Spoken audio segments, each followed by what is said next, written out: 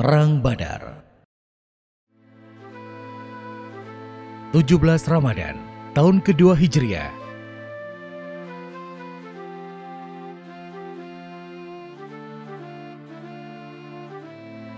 Di sebuah lembah gurun pasir nan panas, terjadi sebuah perang yang terdokumentasikan abadi dalam sejarah. Inilah perang terbuka pertama kaum muslim melawan Quraisy Mekah. Sebuah perang yang menurut kalkulasi militer sangat mustahil dimenangkan oleh kaum muslim. Kaum muslim yang dipimpin langsung oleh Nabi Muhammad SAW berkekuatan 313 orang dengan persenjataan yang jauh dari memadai untuk standar militer saat itu. Sedangkan kaum Quraisy Mekah yang dipimpin Abu Jahal berkekuatan 1000 orang dengan persenjataan lengkap ditambah 700 ekor unta dan 300 kuda. Mengetahui kekuatan pasukannya kalah jauh, Nabi Muhammad menggunakan strategi militer yang brilian.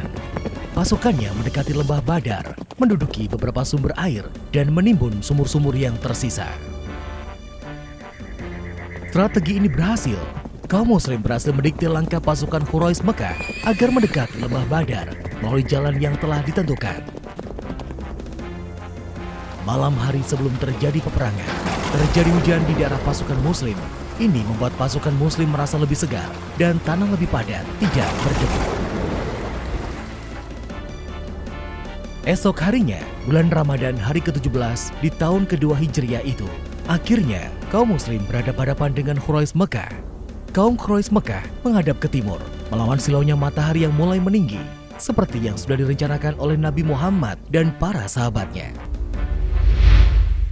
Perang Badar tidak terjadi begitu saja, namun perang ini memiliki penyebab dari beberapa tahun sebelumnya, yaitu kaum Quraisy mengusir Nabi Muhammad dari Mekah. Pada usianya yang ke-40, Nabi Muhammad menerima wahyu pertama sekaligus memulai era kerasulannya. Ajaran yang dibawa Nabi Muhammad ini sangat bertolak belakang dengan kepercayaan penduduk Mekah, sehingga mendapatkan tentangan keras.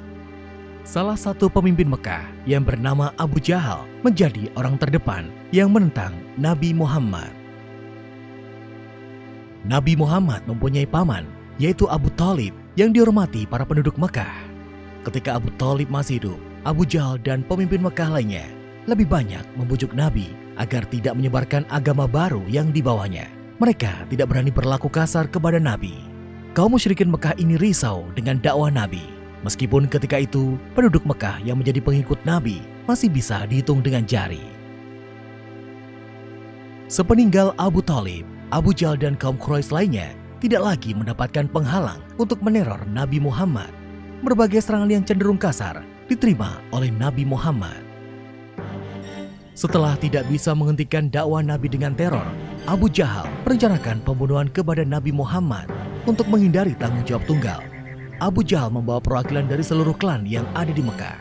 Namun, rencana pembunuhan ini gagal total ketika yang ditemukan adalah Ali bin Abu Thalib, bukan Nabi Muhammad. Akhirnya, Allah memberikan perintah kepada Nabi Muhammad untuk meninggalkan Mekah menuju Madinah. Peristiwa pindahnya Nabi dan para sahabatnya ini kemudian dikenal dengan istilah hijrah. Kedatangan Nabi Muhammad dan para sahabatnya di Madinah disambut gembira oleh kaum Ansor. Mereka sedari awal memang sudah mengundang Nabi Muhammad dan para sahabatnya agar pindah ke Madinah seiring meningkatnya teror kaum Quraisy Mekah. Ansor artinya adalah penolong. Sebagian penduduk Madinah yang sudah menjadi muslim menyediakan keperluan untuk Nabi Muhammad dan sahabatnya. Sedangkan para sahabat yang mengikuti Nabi hijrah ke Madinah disebut dengan kaum muhajirin. Setelah beberapa lama di Madinah, Nabi Muhammad beserta para sahabatnya mulai melancarkan ghazwu terhadap kafilah dagang milik Quraisy Mekah. Ghazwu adalah serangan demi mempertahankan hidup. Target utamanya adalah mengambil hewan ternak atau harta benda, serta menghindari jatuhnya korban jiwa. Ghazwu dilakukan Nabi Muhammad untuk membalas Quraisy Mekah yang mengambil harta benda kaum muslimin ketika mereka hijrah ke Madinah. Hingga pada akhir bulan Rajab, tahun kedua Hijriah, kafilah dagang milik Abu Sufyan dari Syam menuju Mekah yang melewati dekat Madinah diserang oleh kaum muslimin. Abu Sufyan dan kafilahnya berhasil meloloskan diri. Bahkan Abu Sufyan sempat mengirim orang untuk meminta bantuan ke Mekah. Kaum Quraisy Mekah yang telah jengkel kepada kaum muslim di Madinah segera merespon dengan mengirim pasukan perangnya. Perang pun tidak terelakkan. Hari itu, pada 17 Ramadan tahun kedua Hijriah, kaum muslimin dengan kekuatan yang tidak memadai harus berhadapan-hadapan dengan Quraisy Mekah yang unggul dalam jumlah orang dan persenjataan. Di perang tersebut, dalam pasukan muslim terdapat 3 sahabat yang kelak menjadi pemimpin umat Islam, yaitu Abu Bakar, Umar bin Khattab, dan Ali bin Abi Thalib. Perang dimulai dengan pertarungan kecil. Wakil dari kedua kubu, kaum muslim mengirimkan Hamzah, Ali bin Abu Thalib, dan Ubaidah al-Harits. Sedangkan Quraisy Mekah mengirimkan Utbah, Syaibah, dan Walid bin Utbah. Duel 1 lawan 1 pun dimulai, dan akhirnya ketiga wakil Quraisy Mekah itu tewas. Sedangkan wakil kaum muslim, hanya Ubaidah yang mendapatkan luka agak serius, sehingga tidak mampu melibatkan diri dalam perang besar. Perang besar pun dimulai. Kaum muslim terbagi dalam 3 bagian, yaitu kanan, tengah, dan kiri. Mereka bertempur dengan menjaga jarak sambil melepaskan anak-anak panah. Mereka terkoordinir dalam satu perintah langsung dari Nabi Muhammad. Sedangkan Quraisy Mekah berperang tanpa koordinasi yang jelas. Masing-masing pemimpin klan membawa anak buahnya berperang tanpa menghiraukan kesatuan tempur dengan pasukan dari klan lainnya. Pertempuran pun terjadi dengan sengit, suara pedang beradu, diselingi dengan hujan anak panah memenuhi lembah Badar.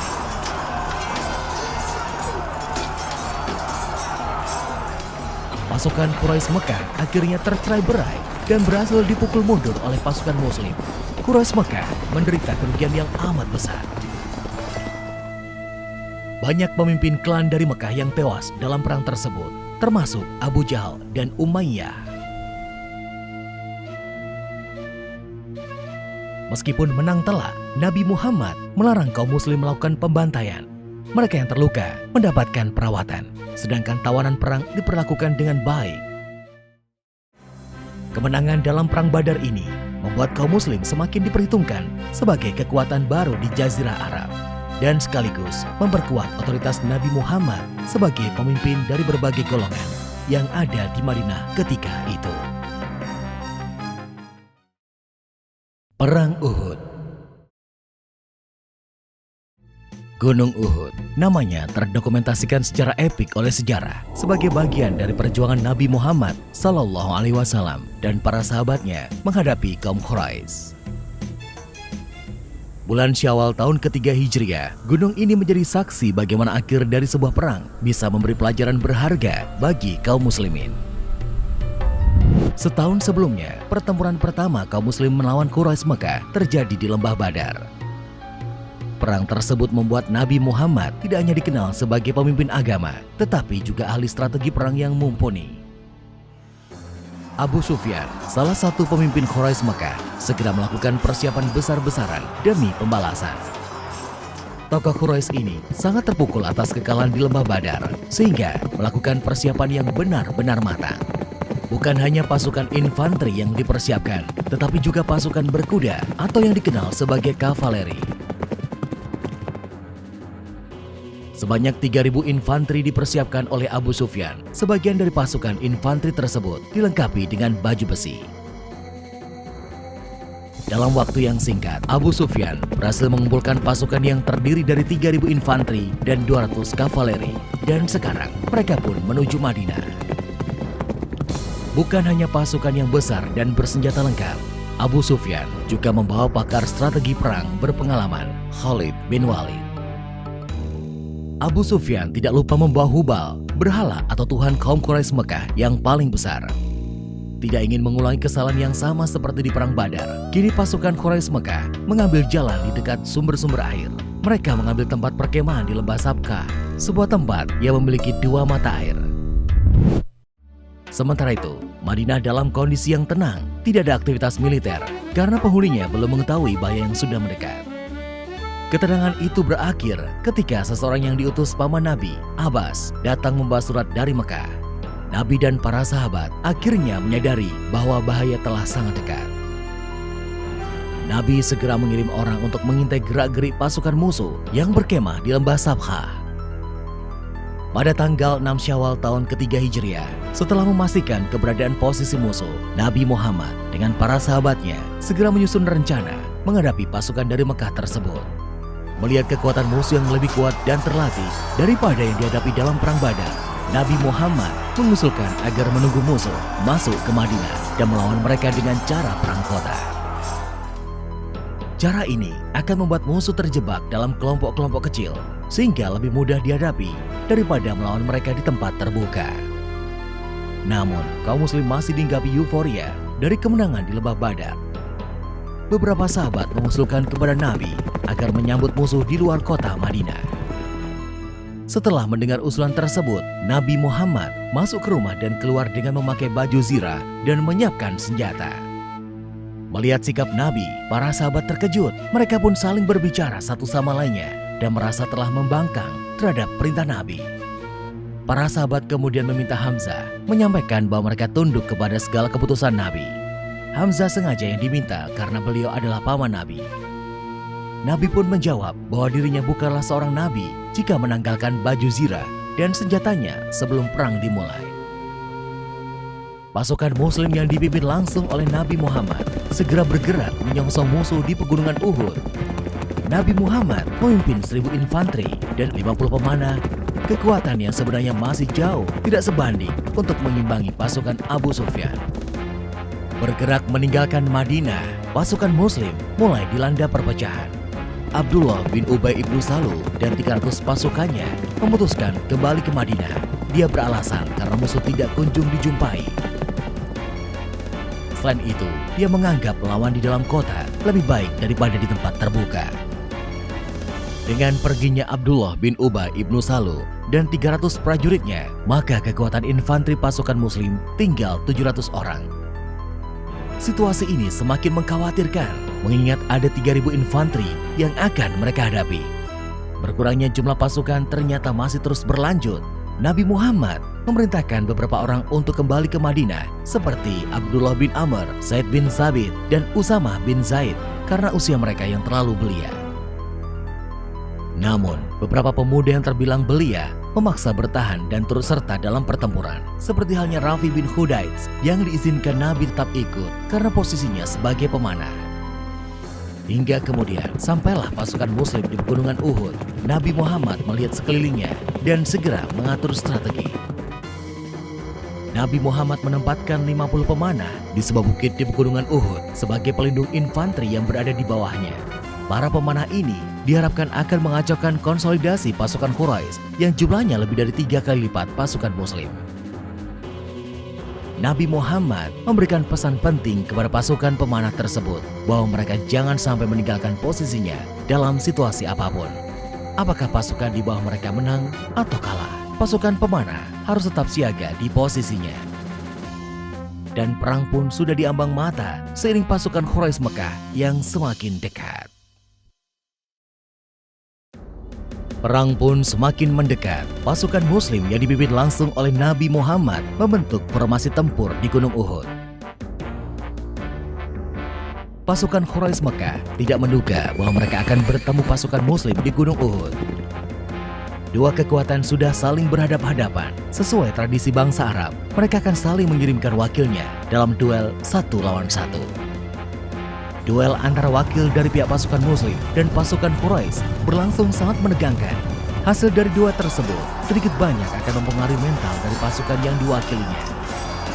Seperti kejadian di lembah Badar, wakil dari kaum Quraisy lagi-lagi mengalami kekalahan dalam duel tanding tersebut. Setelah duel tanding, perang yang sebenarnya pun berlangsung. Pasukan kavaleri Quraisy bergerak lebih dahulu dan diikuti infanteri. Sedangkan pasukan muslim bersiap sambil menghunuskan tombaknya menyambut gerak maju pasukan Quraisy. Begitu pasukan Quraisy Mekah semakin dekat, tiba-tiba saja anak-anak panah berhamburan dari puncak Gunung Uhud. Hujan anak panah membuat kavaleri tertahan. Mereka harus menghindari anak-anak panah yang menghujam mereka tanpa henti. Melihat kavaleri mereka tertahan oleh serbuan anak panah, infanteri Quraisy Mekah bergerak maju. Kedatangan mereka disambut oleh pasukan muslim yang sudah siap dalam posisi tempur. Setelah berhasil menghindari hujan anak panah, pasukan kavaleri Quraisy Mekah mundur untuk melakukan konsolidasi ulang. Hujan anak panah dan jatuhnya korban di pihak pasukan kavaleri membuat mereka mencari cara lain untuk merangsek maju. Begitu melihat kavaleri mundur, pasukan pemanah di puncak Uhud mengalihkan sasaran mereka ke bagian ekor infanteri Quraisy Mekah. Meskipun dilengkapi dengan baju zirah, pasukan infanteri tersebut tetap kewalahan menghadapi hujan anak panah. Pasukan infanteri Quraisy terbelah akibat serbuan anak panah yang mengacaukan barisan belakang mereka. Mengetahui pasukan di belakang mereka telah mundur, bagian depan infanteri Quraisy Mekah mulai jatuh mental. Mereka terjebak di antara hujan anak panah di belakang dan pasukan muslim yang terkoordinasi rapi di depan mereka. Tidak ada pilihan lain bagi infanteri yang di depan selain mundur. Sambil melindungi diri dari sergapan anak panah, mereka mundur untuk menggabungkan diri dengan pasukan di belakang. Mundur dalam kondisi panik, pasukan Quraisy Mekah tidak menghiraukan kawan-kawan mereka yang terluka maupun mati. Perlengkapan yang mereka miliki pun ditinggalkan begitu saja. Pasukan tersebut benar-benar kocar-kacir mencari perlindungan. Sementara itu, pasukan pemanah yang melihat mundurnya pasukan Mekah melihat banyak barang bawaannya ditinggalkan. Pasukan pemanah tergiur oleh harta rampasan perang, segera menuruni bukit. Ibnu Jubair, pemimpin pasukan pemanah, memperingatkan dengan sekuat tenaga agar tidak melupakan pesan Nabi. Tapi sia-sia, para pasukan pemanah tersebut turun dari bukit di pegunungan Uhud. Di lain pihak, turunnya pasukan pemanah tersebut dilihat oleh Khalid bin Walid dari pihak Quraisy.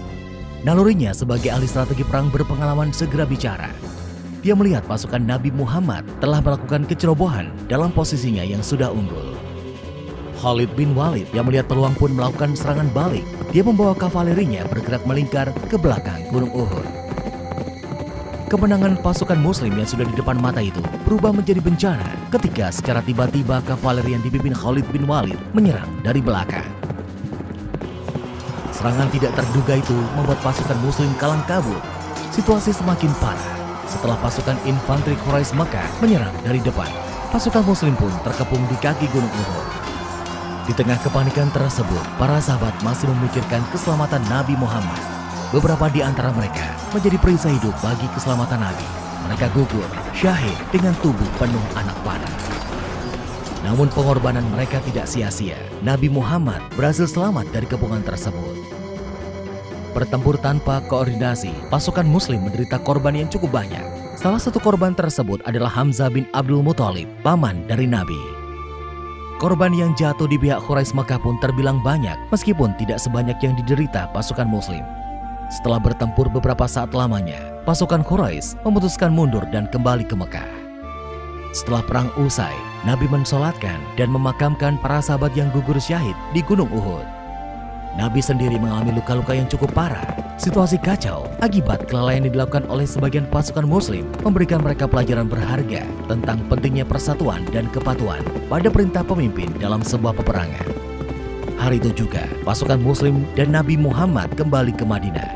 Berdasarkan pelajaran berharga dari Gunung Uhud, Nabi Muhammad dan para sahabatnya bersiap menghadapi peperangan berikutnya. Perang Khandaq. Perang ini dinamai Perang Khandaq karena adanya parit yang digali oleh umat Islam dalam upaya melindungi kota Madinah. Kata Khandaq yang dipakai dalam bahasa Arab berasal dari bahasa Persia Kandak yang berarti itu yang telah digali. Meskipun sudah hijrah ke Madinah, namun Nabi Muhammad SAW dan pengikutnya masih terus mendapatkan tekanan dari kaum Quraisy Mekah. Setelah pertempuran di Badar dan Uhud, kali ini pasukan muslim harus menghadapi kekuatan koalisi Quraisy dan Yahudi Bani Nadir. Sebanyak 10.000 pasukan koalisi bergerak mengepung Madinah. Perang Khandaq ini diawali ketika Yahudi Bani Nadir mengkhianati perjanjian dengan Nabi Muhammad. Bani Nadir yang tinggal di Madinah itu melanggar kesepakatan yang telah disetujui dalam Piagam Madinah. Piagam Madinah adalah sebuah konstitusi yang dibuat oleh Nabi Muhammad dan para pemimpin Madinah pada tahun pertama Hijriah. Madinah merupakan contoh sebuah kota heterogen. Sebelum kedatangan Nabi Muhammad dan para sahabatnya, Madinah dihuni oleh penduduk asli, yaitu kaum Ansor yang berasal dari suku Aus dan suku Khazraj, orang-orang Yahudi, serta sedikit dari orang-orang dari Afrika, Bizantium, dan Persia. Pada masa-masa tersebut, Madinah dilanda peperangan antara suku Aus dan suku Khazraj yang telah berlangsung selama ratusan tahun dan melibatkan beberapa klan Yahudi Madinah. Peperangan baru berhenti setelah Nabi Muhammad hijrah ke Madinah dengan mendamaikan antara suku Aus dan suku Khazraj. Piagam Madinah yang dirumuskan bersama semua pemimpin suku atau klan di Madinah dan sekitarnya memuat perjanjian perdamaian, hukum, sekaligus kerjasama pertahanan. Semua aliran religi yang ada di Madinah memiliki kebebasan dalam menjalankan ibadahnya. Namun pada suatu saat, Bani Nadir, salah satu klan Yahudi Madinah, melanggar piagam Madinah, yaitu dengan melakukan upaya pembunuhan terhadap Nabi Muhammad. Upaya pembunuhan tersebut gagal karena Nabi Muhammad sudah terlebih dahulu mendapatkan peringatan dari malaikat Jibril. Nabi Muhammad kemudian memutuskan untuk mengusir Bani Nadir dari Madinah. Bani Nadir menolak pergi dari Madinah dan mempersiapkan perang karena mendapatkan dukungan dari klan Yahudi lainnya, yaitu Bani Quraisyah dan Ghatafan. Dipimpin oleh Ali bin Abu Thalib, pasukan Muslim mengepung perkampungan Bani Nadir yang menempati sebuah wilayah yang berjarak sekitar 3 km jauhnya dari pusat kota Madinah. Bantuannya dijanjikan oleh Bani Quraisyah dan Ghatafan ternyata tidak kunjung datang. Bani Nadir pun putus asa sehingga menyerah dan pergi dari Madinah. Terusirnya Bani Nadir dari Madinah ternyata menyisakan dendam. Para pemimpin Bani Nadir pergi ke Mekah dan menemui Abu Sufyan. Dalam pertemuan tersebut tercapai kesepakatan koalisi antara Bani Nadir dan Quraisy Mekah. Koalisi tersebut bertambah kekuatannya seiring masuknya kaum Ghatafan. Dengan demikian, Abu Sufyan dan para pemimpin Mekah akan menyerang pasukan Muslim dengan kekuatan yang jauh lebih besar. Alasan penyerangan ke Madinah ini selain karena dendam atas kekalahan dalam perang sebelumnya, tetapi juga karena kehadiran kaum Muslim di Madinah merupakan ancaman besar bagi perdagangan kaum Quraisy ke Syam. Perseteruan itu mengakibatkan rute-rute perdagangan ke wilayah Syam menjadi tidak aman bagi para pedagang Quraisy. Selain itu, berkembangnya agama Islam di Madinah membuat pamor kota Mekah semakin turun sebagai kota pusat keagamaan. Abu Sufyan beserta para pemimpin Quraisy Mekah bersepakat bahwa perkembangan kaum Muslim yang pesat sangat membahayakan posisi mereka dan itu harus dihentikan. Kehadiran Bani Nadir dan kaum Ghatafan membuat Abu Sufyan berhasil menghimpun hingga 10.000 pasukan. Mendengar terbentuknya pasukan koalisi dalam jumlah yang sangat besar, Nabi Muhammad segera menyusun strategi dengan para sahabatnya. 10.000 pasukan merupakan kekuatan yang sangat besar, lebih besar dari keseluruhan penduduk Madinah pada saat itu. Nabi Muhammad hanya mampu mengumpulkan pasukan berjumlah 3.000 orang. Setelah membandingkan kekuatan musuh dengan kekuatan pasukan Muslim, Salman Al-Farisi, salah satu sahabat Nabi, mengusulkan agar dibuat parit melingkari kota Madinah. Sebuah parit di mana kuda perang terbaik pun tidak akan mampu melompatinya. Nabi Muhammad menyetujui ide Salman Al-Farisi. Sebanyak 3.000 pasukan Muslim bekerja bahu-membahu menggali parit yang harus selesai sebelum pasukan koalisi tersebut sampai ke Madinah. Setelah bekerja keras selama 6 hari, pasukan Muslim berhasil menggali sebuah parit dengan panjang mencapai 5 km melingkari kota Madinah dari sisi lembah atau area masuk kota. Sedangkan di sisi lainnya, kota Madinah terlindungi oleh gunung dan bukit yang sulit dilalui baik dengan kuda maupun jalan kaki. Bulan Syawal tahun ke-5 Hijriah, pasukan koalisi sampai ke Madinah, sebuah pasukan terbesar yang berhasil dihimpun oleh bangsa Arab pada waktu itu. Pasukan koalisi ini dalam bahasa Arab dikenal dengan istilah Al-Ahzab, sehingga perang ini kelak juga dikenal sebagai Perang Ahzab. Keberadaan parit di luar kota Madinah ternyata tidak diduga pasukan koalisi. Hal yang bisa mereka lakukan adalah melakukan pengepungan sambil mencari celah untuk menerobos masuk ke dalam kota. Pasukan koalisi yang tidak bisa menggerakkan infanteri maupun kavalerinya terpaksa melakukan serangan jarak jauh dengan menggunakan panah. Pasukan Muslim pun juga membalas serangan tersebut dengan menggunakan panah. Upaya menerobos pertahanan parit pernah berhasil dilakukan oleh Amr bin Abdul Wud dan beberapa pasukan berkudanya.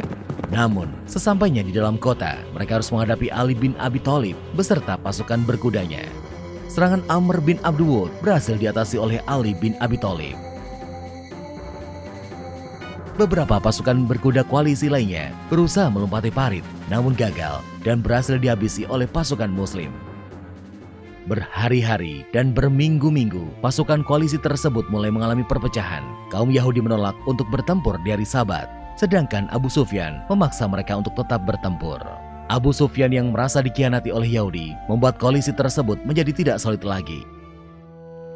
Cuaca di Madinah yang memasuki musim dingin sangat menyiksa bagi pasukan yang melakukan pengepungan. Mereka harus berkemah dan bertahan dalam kondisi suhu yang ekstrim. Sedangkan bantuan dari Bani Quraidah, klan Yahudi yang masih di dalam kota Madinah, tidak kunjung datang. Pasukan Muslim sudah mengantisipasi persekongkolan tersebut.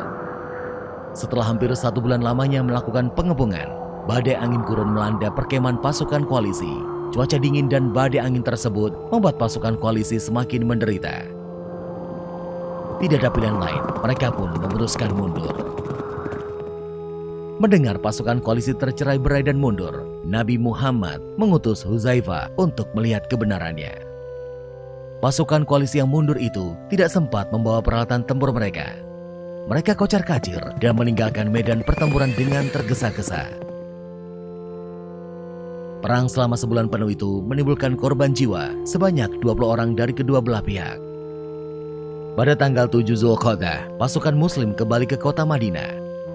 Pada saat itu, Nabi Muhammad menyampaikan bahwa tidak akan ada lagi serangan dari kaum Quraisy Mekah di masa yang akan datang.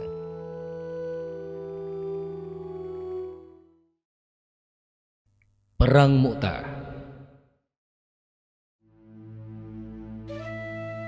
Bulan Jumadil Awal, tahun 8 Hijriah, di sebuah desa yang bernama Mu'tah, terletak di sebelah timur Sungai Jordan, 3.000 pasukan Muslim menghadapi 100.000 pasukan Romawi dan 100.000 Nasrani Arab. Tentu saja, dengan kekuatan yang tidak seimbang itu, pasukan Romawi begitu mudahnya menyudutkan pasukan Muslim. Dalam kalkulasi militer, tidak ada yang bisa menyelamatkan pasukan Muslim dari kehancuran total. Sekitar 2 tahun sebelum terjadinya perang di Mu'tah, sebuah kesepakatan damai tercapai antara kaum Muslim dengan Quraisy Mekah. Kesepakatan itu tertuang dalam perjanjian Hudaybiyah. Setelah terjadi kesepakatan damai dengan Quraisy Mekah, Nabi Muhammad memulai misinya menyebarkan agama Islam di luar Jazirah Arab. Syam, yang saat itu menjadi daerah jajahan Romawi Timur atau yang dikenal dengan nama Bizantium, menjadi salah satu tujuan penyebaran agama Islam selanjutnya.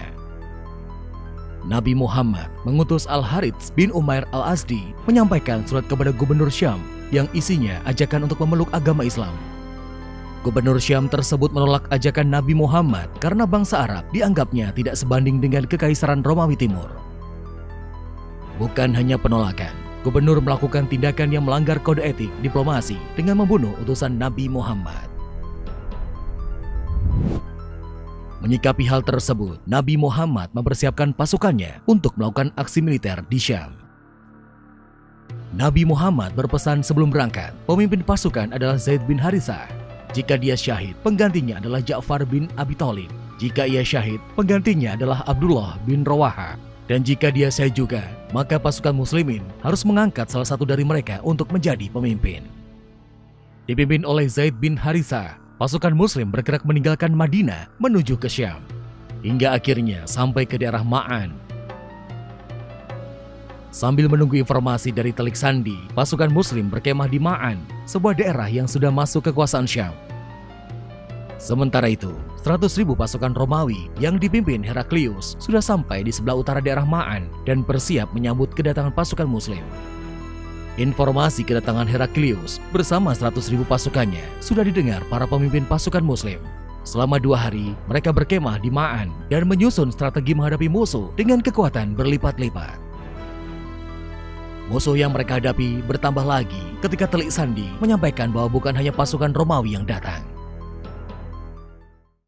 100.000 pasukan datang dari kalangan Arab yang memihak Romawi seperti kabilah Lakham, Juzam, Al-Yaqin, Bahro, dan Bali. Zaid bin Harithah kini menyadari betapa besar pasukan yang menanti mereka. 3.000 pasukannya harus menghadapi 200.000 pasukan. Bukan perkara mudah memang, tidak hanya kekalahan, kehancuran total pasukan Muslim membayangi benak para perwiranya. seorang perwira mengusulkan agar mengirimkan surat kepada Nabi Muhammad meminta tambahan pasukan atau memberi perintah mundur. Dalam situasi yang genting tersebut, tampillah Abdullah bin Rawahah yang berhasil memotivasi para pasukan muslim agar tidak gentar menghadapi musuh yang berkali-kali lipat. Abdullah bin Rawahah menyuruhkan bahwa mereka tidak berjuang karena jumlah pasukan atau kekuatan, tapi mereka berjuang untuk agama ini yang Allah Azza wa Jalla telah memuliakan kaum muslim dengannya. Hanya ada salah satu dari dua kebaikan, yaitu kemenangan atau syahid di medan perang. Motivasi yang dilakukan Abdullah bin Rawahah berhasil. Moral pasukan muslim meningkat dan siap menyongsong musuh. Dua pasukan yang sudah siap saling tempur saling mendekat. Di sebuah tempat bernama Mu'tah, dua pasukan dengan kekuatan tidak seimbang berhadap-hadapan. Dan bertemulah dua pasukan tersebut. Mu'tah akan menjadi saksi peristiwa yang terdokumentasikan sebagai bagian dari awal penyebaran agama Islam di Jazirah Arab. Pasukan muslim dibagi menjadi dua sayap. Qutbah bin Qatadah ditunjuk menjadi pemimpin di bagian sayap kanan dan Ubayyah bin Malik di sayap kiri. Zaid bin Harithah sebagai panglima perang memerintahkan pasukan muslim bergerak maju.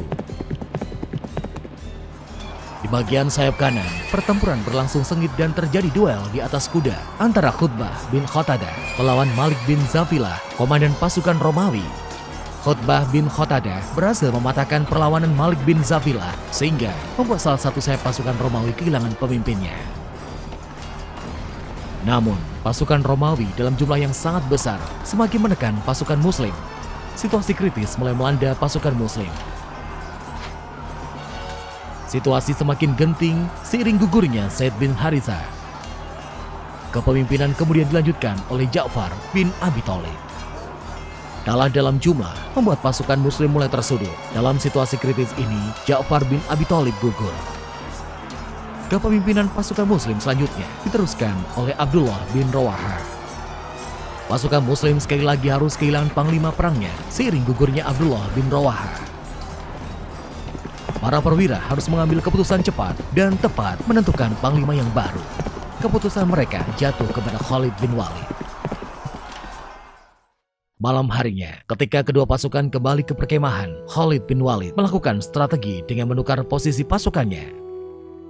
Pasukan yang berada di sayap kiri pindah ke kanan dan sebaliknya. Pagi harinya, ketika perang kembali pecah, pasukan Romawi dibingungkan oleh perubahan pasukan muslim. Dua sayap pasukan muslim yang sudah bertukar posisi menyerang bersamaan. Pasukan Romawi yang tidak mengetahui pertukaran posisi pasukan mengira bala bantuan dari Madinah telah datang. Moral pasukan Romawi mengalami penurunan seiring kekeliruan para perwira mereka dalam mengenali lawan di depannya. Khalid bin Walid memerintahkan pasukan berkudanya bergerak sambil menghamburkan debu pasir sehingga menimbulkan kesan jumlah pasukan yang sangat besar. Pasukan muslim mampu mendesak pasukan Romawi berkat strategi Khalid bin Walid. Moral pasukan Romawi benar-benar jatuh dan mereka bergerak mundur. Pasukan muslim tidak mengejar pasukan Romawi yang mundur.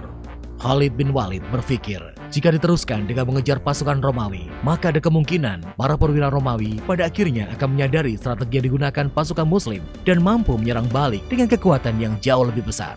Karena itu, Khalid bin Walid memutuskan menarik mundur pasukannya. Mereka kembali ke Madinah. Heraklius menjadi gusar dan cemas melihat pasukannya mundur. Pasukan muslim berhasil memberikan pelajaran berarti tentang keberanian dan kecerdikan strategi perang kepada Imperium Besar Romawi. Untuk beberapa tahun kemudian, hingga wafatnya Nabi Muhammad, pertempuran pasukan muslim melawan Romawi tidak lagi terulang. Namun, perang besar pasukan muslim melawan Romawi akan terulang pada era kepemimpinan Umar bin Khattab.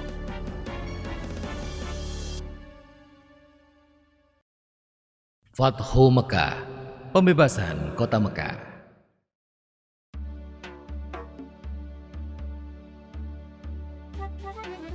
Awal bulan Zulkhodah, tahun ke-6 Hijriah, Nabi Muhammad bersama 1.400 sahabatnya bergerak menuju Mekah dalam rangka menjalankan ibadah umroh. Rombongan besar tersebut membawa 70 ekor unta sebagai hewan kurban. Para sahabat Nabi sangat antusias mengikuti perjalanan ke Mekah, terutama kaum muhajirin yang telah lama meninggalkan kota kelahirannya. Namun, perjalanan mereka terhenti di wilayah Hudaybiyah, 22 km arah barat kota Mekah. Di Hudaybiyah, beberapa orang Quraisy bertanya tentang keperluan rombongan Nabi datang ke Mekah.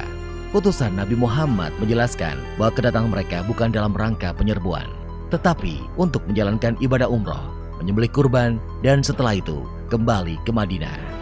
Namun, orang-orang Quraisy tetap bersikeras menolak kedatangan Nabi Muhammad dan para sahabatnya. Melihat penolakan orang-orang Quraisy, Nabi Muhammad mengutus Utsman bin Affan menemui para pemimpin Mekah dan menjelaskan tujuan kedatangan mereka. Utsman bin Affan diperlakukan dengan baik oleh para pemimpin Mekah. Bahkan, para pemimpin Mekah mengizinkan Utsman untuk melakukan tawaf di Ka'bah. Tapi tanpa Nabi Muhammad dan para sahabatnya, Utsman menolak tawaran tersebut. Para pemimpin Mekah tetap menolak kedatangan Nabi Muhammad dan para sahabatnya. Oleh karena itu, dilakukan perundingan antara kaum muslim dan Quraisy Mekah. Nabi Muhammad memimpin langsung delegasi kaum muslim, sedangkan delegasi kaum Quraisy dipimpin oleh diplomat senior mereka, Suhail bin Amr. Perundingan yang berjalan alot tersebut akhirnya menghasilkan beberapa kesepakatan yang isinya: pertama, gencatan senjata antara kaum muslim dan Quraisy Mekah selama 10 tahun. Tidak akan ada tindakan buruk maupun permusuhan dari kedua belah pihak. Kedua, jika ada yang datang kepada Muhammad tanpa izin keluarganya, maka dia harus dikembalikan. Dan jika ada muslim yang datang kepada kaum Quraisy, maka dia tidak akan dikembalikan. Ketiga, dibebaskan kepada seluruh klan yang ada di Arab untuk menjalin kerjasama kepada kaum muslim maupun kaum Quraisy.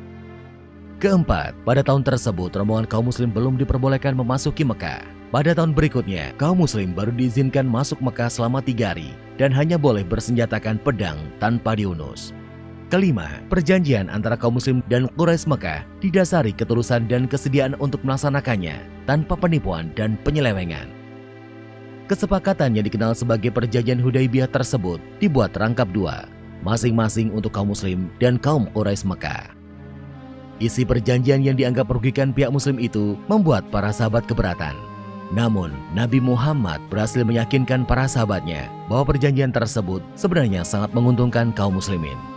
Setelah sekitar 20 hari berada di Hudaibiyah, Nabi Muhammad dan para sahabatnya kembali ke Madinah.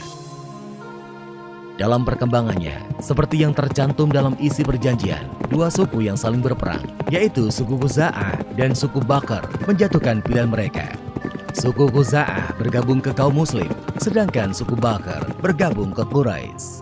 Mengikuti isi perjanjian Hudaibiyah, suku Khuza'ah dan suku Bakr juga melakukan gencatan senjata. Meskipun sepintas perjanjian Hudaibiyah merugikan kaum muslim, namun secara diplomasi, Nabi Muhammad meraih kemenangan politik melalui perjanjian tersebut. Kaum muslim diakui eksistensinya dan Islam diakui sebagai agama resmi di Jazirah Arab. Selain itu, kaum Quraisy Mekah juga mengakui Madinah sebagai sebuah negara. Perjanjian Hudaibiyah ternyata tidak berjalan sebagaimana mestinya. Ketika pihak Quraisy melakukan pelanggaran, suku Bakar melakukan penyergapan terhadap suku Khuza'ah di sebuah oasis. Penyergapan tersebut dibantu oleh Quraisy Mekah. Pelanggaran perjanjian Hudaibiyah membuat Nabi Muhammad dan para sahabatnya mengambil keputusan penting menyerbu Mekah. Sedangkan di Mekah, para pemimpin Quraisy yang menyadari pihaknya telah melakukan pelanggaran mengirim Abu Sufyan ke Madinah untuk melakukan diplomasi. Di Madinah, Abu Sufyan menemui Nabi Muhammad dan memberikan penjelasan panjang lebar. Namun, Nabi Muhammad tidak menghiraukan Abu Sufyan. Selain bertemu Nabi Muhammad, Abu Sufyan sempat menemui Abu Bakar, Umar bin Khattab, dan Ali bin Abi Thalib. Namun, tetap saja Abu Sufyan gagal menemukan jalan keluar. Didera putus asa, Abu Sufyan pun kembali ke Mekah.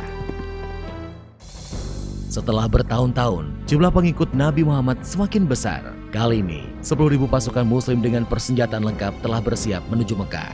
Parade panjang 10.000 pasukan muslim memulai perjalanannya ke Mekah. Kali ini, pasukan muslim akan melaksanakan misi yang sangat menentukan, yaitu Fathu Mekah atau pembebasan kota Mekah dari tangan kaum Quraisy. Para pemimpin Mekah sama sekali tidak menduga kekuatan pasukan Nabi Muhammad.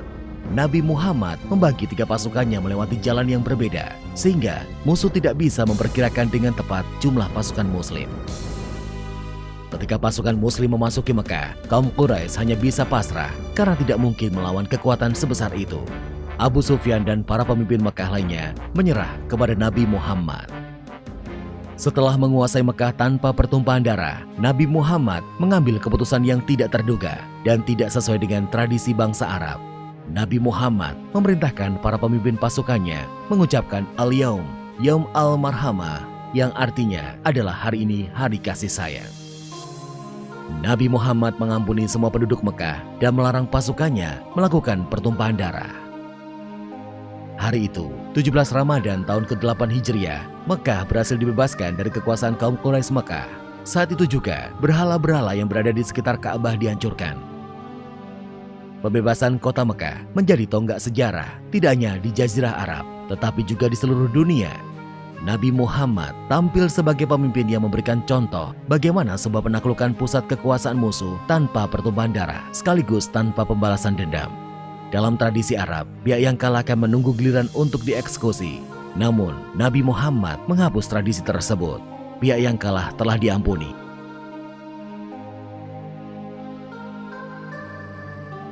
Setelah Ka'bah dibersihkan dari berbagai jenis berhala, Bilal pun diperintahkan Nabi untuk mengumandangkan azan. Perang Hunain. Dalam keremangan pagi hari, 12.000 pasukan Muslim yang berada di lembah Hunain mendapatkan sebuah kejutan. Serangan tak terduga tersebut membuat pasukan Muslim di barisan depan tercerai-berai. Mereka berlarian menyelamatkan diri dari hujan batu dan anak panah. 15 hari sebelumnya, 10.000 pasukan Muslim memasuki Mekah tanpa pertumpahan darah. Peristiwa yang terjadi pada 17 Ramadan tahun ke-8 Hijriah itu menjadi sebuah dokumentasi sejarah yang dikenal sebagai Fathu Mekah atau pembebasan Mekah dari tangan kaum musyrik Quraisy. Tanpa pertumpahan darah, perusakan bangunan serta jaminan keselamatan dari Nabi Muhammad membuat suku Quraisy akhirnya berbondong-bondong memeluk Islam, termasuk Abu Sufyan, pemimpin mereka. Namun, Fathu Mekah bukan akhir dari peperangan yang harus dihadapi Nabi Muhammad dan para sahabatnya. Suku-suku Badu yang bermukim di pegunungan sekitar Mekah mempersiapkan perang melawan pasukan Muslim. Dipelopori oleh suku Hawazin dan Thaqif, Malik bin Auf An-Nasri berhasil menyatukan suku-suku yang bermukim di pegunungan sekitar Mekah. Hanya suku Ka'ab dan Kilab yang menolak bergabung. Suku-suku tersebut tidak percaya bahwa Mekah akan jatuh dengan mudah ke tangan pasukan Muslim. Dengan kekhawatiran akan mendapatkan serangan dari pasukan Muslim, mereka pun menghimpun kekuatan. Suku Hawazin, Thaqif, Nash, Jusham, dan Ban Hilal yang telah membentuk persekutuan bukan hanya khawatir akan serangan pasukan Muslim, tetapi juga didera rasa dengki atas jatuhnya Mekah, simbol agama sekaligus perdagangan di Jazirah Arab. Melihat suku Quraisy yang berbalik mendukung Nabi Muhammad, Malik bin Auf terus memperkuat persekutuan. Mereka berandai jika mereka mampu mengalahkan pasukan Muslim, maka Mekah akan menjadi milik mereka. Persekutuan mereka akan menjadi pasukan terkuat di Jazirah Arabia. Pasukan persekutuan tersebut bukan hanya terdiri dari laki-laki yang sanggup berperang, tetapi juga menyertakan para wanita, anak-anak, serta mereka yang telah jompo. Malik bin Auf, pemimpin persekutuan Badui tersebut, beranggapan bahwa pasukannya akan bertempur habis-habisan dan tidak desersi karena melindungi semua yang mereka miliki. Dalam suatu riwayat, pasukan persekutuan suku-suku Badui beserta para wanita dan anak-anak berjumlah hingga 20.000 orang. Mereka kemudian diberangkatkan ke sebuah tempat yang bernama Al-Tos di dekat Hunain antara Mekah dan Taif. Malik bin Auf membagi pasukannya menjadi dua, satu bagian di puncak Hunain sebagai pasukan penyergap dengan senjata panah dan bebatuan. Sebagian lainnya di lembah, di celah-celah bukit untuk menghadapi pasukan Muslim dari depan. Sementara itu di Mekah, pergerakan pasukan di sekitar Hunain telah diketahui oleh Nabi Muhammad dan para sahabatnya. Nabi Muhammad kemudian mengirimkan Abdullah bin Abu Hadrat al-Aslami untuk mencari informasi di perkemahan Hawazin. Upaya penyusupan tersebut berhasil. Abdullah bin Abu Hadrat mendapatkan informasi yang dibutuhkan bahwa kaum Badui telah mempersiapkan diri untuk menyerbu kaum Muslim yang berada di Mekah. 6 Syawal tahun ke-8 Hijriah, Nabi Muhammad dan pasukan Muslim berangkat menuju Hunain. Jumlah mereka sekarang meningkat menjadi 12.000 orang, yaitu dengan tambahan 2.000 pasukan dari Quraisy yang telah menjadi pengikut Nabi Muhammad. Setelah menempuh perjalanan sejauh 16 km, pasukan Muslim sampai di lembah Hunain dan mendirikan perkemahan. Pagi hari, 7 Syawal tahun ke-8 Hijriah, dalam situasi yang masih remang-remang, pasukan Muslim mulai bergerak mendekati pasukan musuh. Kejutan pertama langsung diterima pasukan Muslim. Hujan batu dan anak panah tanpa henti berhasil merusak formasi tempur pasukan baris depan. Belum reda hujan batu dan anak panah, ribuan pasukan musuh datang bagaikan air bah melalui celah-celah bukit. Bukan hanya infanteri yang terdesak, pasukan kavaleri pun disibukkan oleh kuda-kuda mereka yang bergerak tidak terkendali. Nabi Muhammad melakukan keputusan tidak masuk akal ketika menyadari pasukannya terdesak oleh musuh. Beliau bergerak maju ke depan, menyongsong pasukan musuh. Melihat keberanian Nabi Muhammad, pasukan muslim seperti tersadar dari kekeliruannya. Mereka kembali lagi maju ke medan pertempuran. Pasukan yang sempat tercerai-berai itu kembali dalam formasi tempurnya. Medan pertempuran perlahan-lahan berubah. Pasukan muslim yang tadinya terdesak kini tampil sebagai pihak yang mendesak setelah sempat kalang kabut pada pertempuran pembuka. Berkat pertolongan Allah, pasukan muslim kini berhasil memukul mundur pasukan musuh. Pasukan persekutuan suku-suku Baduy itu akhirnya terpecah. Malik bin Auf dan sisa pasukannya melarikan diri dari medan pertempuran. Mereka mundur hingga ke Taif, sedangkan pasukan persekutuan Baduy lainnya ke Autos dan Nakhlah. Nabi Muhammad memerintahkan pengejaran sisa-sisa pasukan persekutuan Baduy. Di Al-Baus, Abu Amir Al-Ash'ari dan pasukannya berhasil mengakhiri perlawanan pasukan persekutuan Baduy. Di Nakhlah, sisa pasukan persekutuan Baduy akhirnya menyerah kepada pasukan muslim yang dipimpin oleh Rabi'ah bin Rufai. Sedangkan pasukan musuh yang lari ke Taif dikejar oleh pasukan muslim yang dipimpin langsung oleh Nabi Muhammad.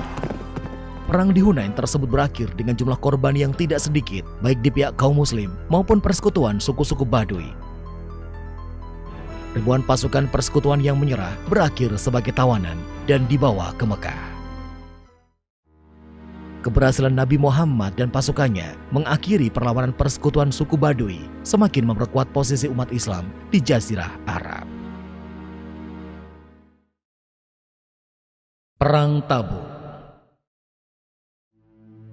Tabuk, sebuah kota yang sekarang masuk ke dalam bagian Saudi Arabia. Dokumentasi sejarah menuliskan Tabuk sebagai tempat sebuah peristiwa penting pada tahun ke-9 Hijriah. Setahun setelah Fathu Mekah, pasukan muslim kembali mengadakan ekspedisi militer ke daerah kekuasaan Romawi. Tahun ke-8 Hijriah, pertempuran sengit terjadi di Mu'tah. 3.000 pasukan muslim menghadapi 200.000 pasukan Romawi Timur. Ketika itu, pasukan muslim kehilangan 3 panglima perangnya. Khalid bin Walid yang ditunjuk sebagai panglima perang dalam situasi genting tersebut berhasil mencegah kehancuran total pasukan muslim dan berbalik memukul mundur pasukan Romawi Timur. Keberhasilan pasukan muslim membebaskan Mekah membuat cemas kekuatan besar di sebelah utara Arabia, Romawi Timur. Heraklius yang pernah menghadapi semangat tempur pasukan muslim memutuskan harus mengakhiri kekuatan muslim sebelum semakin besar. Tidak lama setelah terjadinya perang Hunain, nun jauh di sebelah utara, pasukan Romawi Timur atau Bizantium baru saja memenangkan perang besarnya melawan Imperium Persia. Sementara itu, berita kemenangan Bizantium atas Persia sampai ke Madinah beberapa minggu kemudian, tepat ketika buah-buahan kurma saatnya dipanen. Berita kemenangan Bizantium meningkatkan kewaspadaan di Madinah, mengingat sebelumnya telah terjadi kontak senjata antara pasukan muslim melawan Romawi Timur di Mu'tah. Nabi Muhammad mengambil keputusan penting. Pasukan muslim akan berangkat ke Syam dan mencegat pasukan Bizantium di tapal batas kekuasaan mereka. Keputusan Nabi Muhammad tersebut menimbulkan pro dan kontra di kalangan penduduk Madinah, mengingat musim panen kurma telah tiba. Kurma merupakan komoditi andalan penduduk Madinah. Perekonomian Madinah lebih banyak bergantung dari perdagangan kurma. Namun, sebagian besar penduduk Madinah mendukung keputusan Nabi Muhammad. Hanya sebagian kecil dari mereka yang enggan turut serta dalam ekspedisi militer tersebut. Mengingat jauhnya perjalanan dan beratnya medan yang akan mereka lalui, Nabi Muhammad meminta para sahabatnya menginfakkan sebagian hartanya untuk keperluan ekspedisi militer tersebut. Abu Bakar As-Siddiq menginfakkan seluruh hartanya dan Umar bin Khattab menyerahkan separuh dari hartanya. Sedangkan Utsman bin Affan menyediakan kuda-kuda perang dan onta untuk separuh pasukan. Para sahabat lainnya juga berlomba-lomba dalam berinfak. Hampir semua unta dan kuda dipergunakan dalam ekspedisi militer tersebut, namun jumlahnya masih belum mencukupi, sehingga Nabi Muhammad terpaksa menolak beberapa sahabat yang ingin turut serta. Sebanyak 30.000 pasukan berhasil dipersiapkan oleh Nabi Muhammad, sebuah pasukan terbesar di Jazirah Arabia ketika itu yang dipimpin langsung Nabi Muhammad. Sebelum berangkat, Nabi Muhammad menyerahkan kepemimpinan Madinah kepada Ali bin Abi Thalib. Meskipun bersikeras ingin turut serta dalam ekspedisi militer tersebut, Ali bin Abi Thalib terpaksa harus tinggal di Madinah untuk memegang tampuk kepemimpinan sementara. Di tengah-tengah suhu musim panas semenanjung Arabia, pasukan Muslim yang dipimpin langsung oleh Nabi Muhammad bergerak meninggalkan Madinah. Pasukan Muslim menempuh perjalanan sepanjang 700 km menuju perbatasan Syam di sebuah tempat yang bernama Tabuk. 30.000 pasukan Muslim berjalan melintasi gurun-gurun pasir semenanjung Arabia nan panas dengan perlengkapan yang sebenarnya tidak cukup memadai. Sebagian pasukan Muslim juga secara bergantian menaiki unta-unta yang tersedia. Seekor unta bahkan harus dinaiki hingga 10 orang secara bergantian.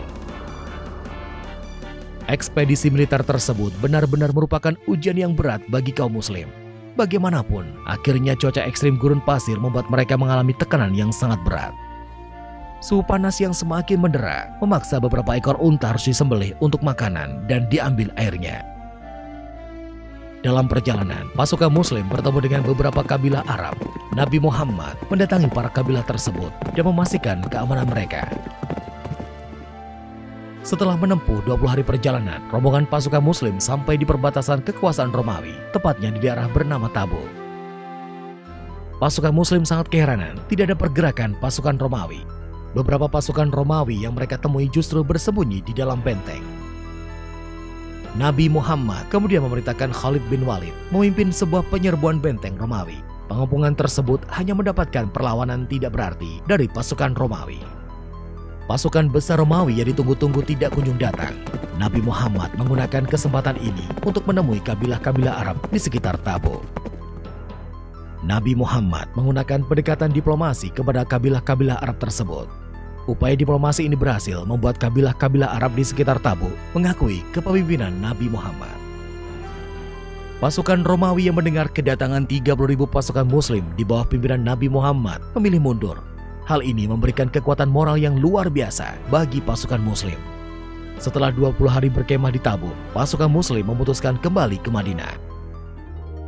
Kemenangan tanpa perang, inilah hal yang sangat pantas diberikan kepada pasukan Muslim dalam ekspedisi militer di Tabuk. Setelah berhasil mengukuhkan pengaruhnya di Jazirah Arabia, kini pengaruh Nabi Muhammad telah berhasil menembus kekuasaan besar imperium tua di sekitar mereka. Hanya tinggal masalah waktu, penguasaan secara politik akan menembus batas-batas imperium di luar Jazirah Arabia.